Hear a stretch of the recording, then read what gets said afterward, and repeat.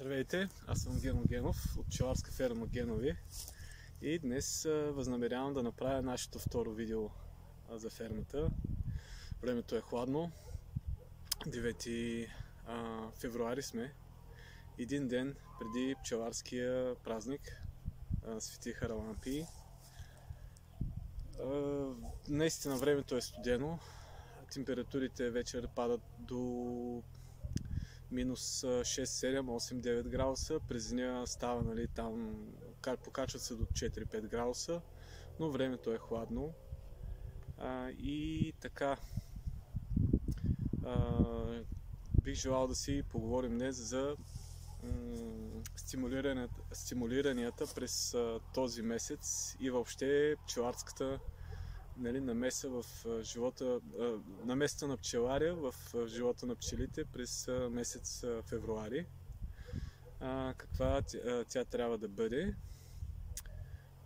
Аз съм от доста време в пчеларството и моите наблюдения сочат, че пчеларят не трябва да предизвиква по никакъв начин пилото през януари и февруари и да обърква сметките на пчелите, защото пчелите разполагат с разума на природата и това им помага да намерят имат по-добър компас от нас за време, за пространство и как ще се развият нещата. Тъй като това видео малко е подбудено от някои коментари в различни групи във Facebook, че сега е времето, трябва да направим нещо. Имаше дори оплакване на пчелари, че пилото не тръгва, какво да направили, че майките да започнат да снасят. Истината е, че нищо не трябва да правите, да оставите просто така нещата каквито са. Стига семействата да си имат добри запаси или да си имат в близките дни запаси, там седмици, месеци.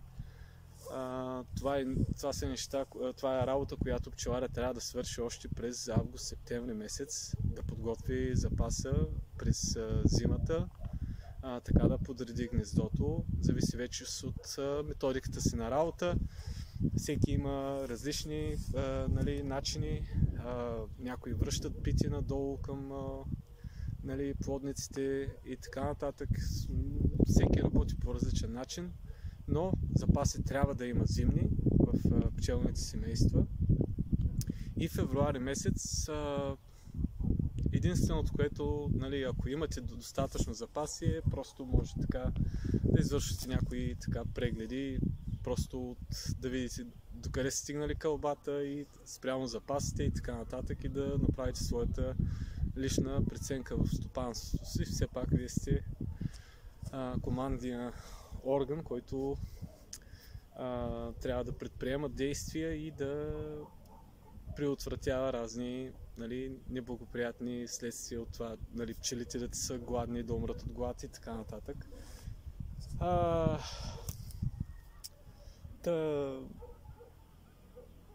Не подбуждайте пчелните семейства излишно, защото ще ви го обясня така.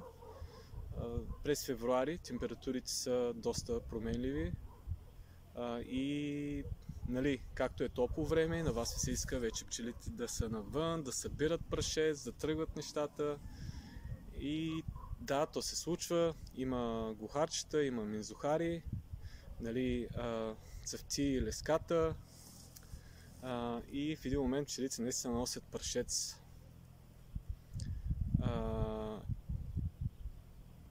И когато и пчеларя се намеси, така могат да се получат неблагоприятни следствия от това, че пчелите твърде рано са тръгнали с пилото. Особено има тенденцията сред по-начинаещите пчелари точно да разбутват слабите пчели, точно слабите пчели, или особено в години зими като 2024-2025, които имат следствие от горещо лято през 2024. Знаете, тези, които са свършили работата с акара, имат пчелни семейства, макар и по-слабички, но имат пчелни семейства там, където вече има така несистемна работа, не така навременна. В бората с сакара вече има и колапс на колонии, семейства и така нататък. Моят съвет е при всички пчелари, които преживяват този момент, да имат слаби семейства вследствие не на суши и така неблагоприятни условия на средата, високи температури. Това беше 2024 си беше, горешниците дойдоха още през юни месец. През юли беше вече невъобразими жеги и така в природата се тръгна с доста по-малко прашеци, доста така. Семействата си оцеляват, няма проблеми.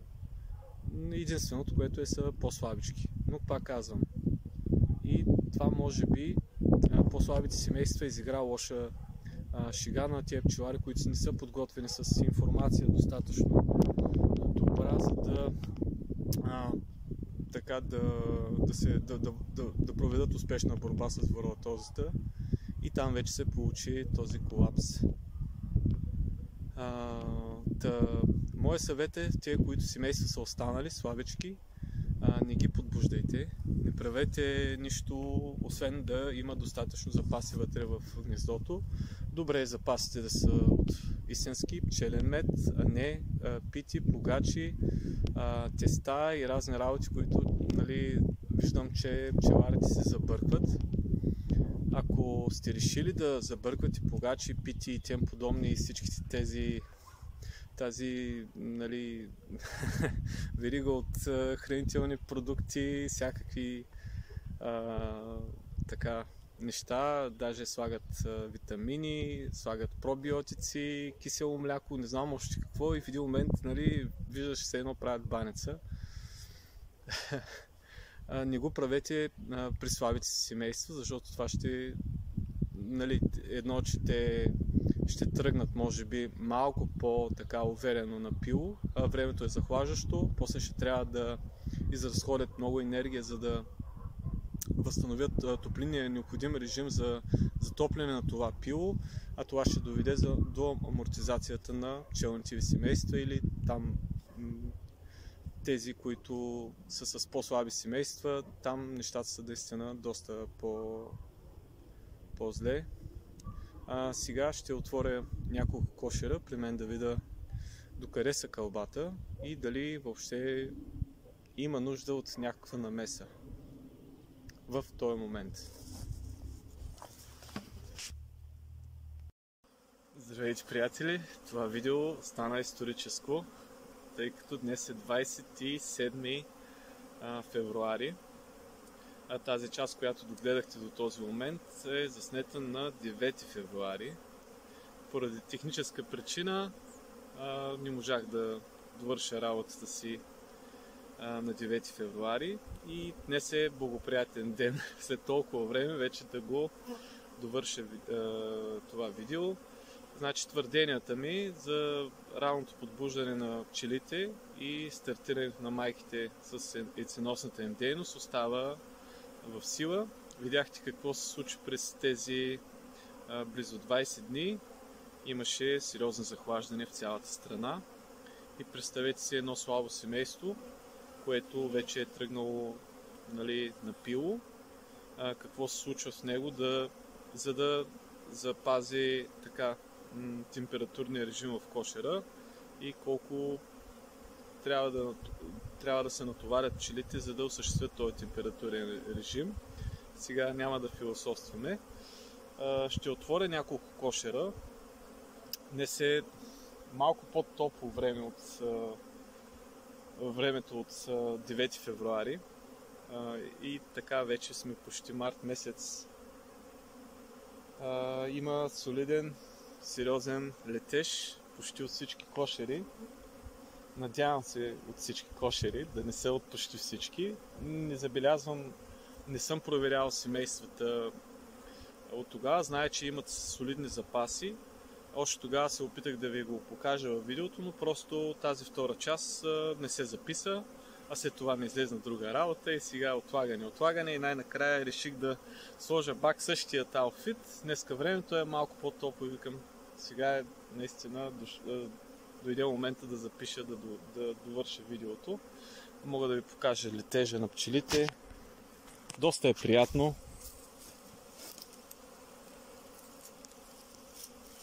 И наистина така имаме разцъфтяло великденче. Виждате пчеличките с червен прашец и е много приятно. Привържениците на рано слагане на прашец, уловителите могат вече да се възползват. Това беше в кръга на шегата. Но много приятен летеж и наистина самия пчелин се събуди от зимата.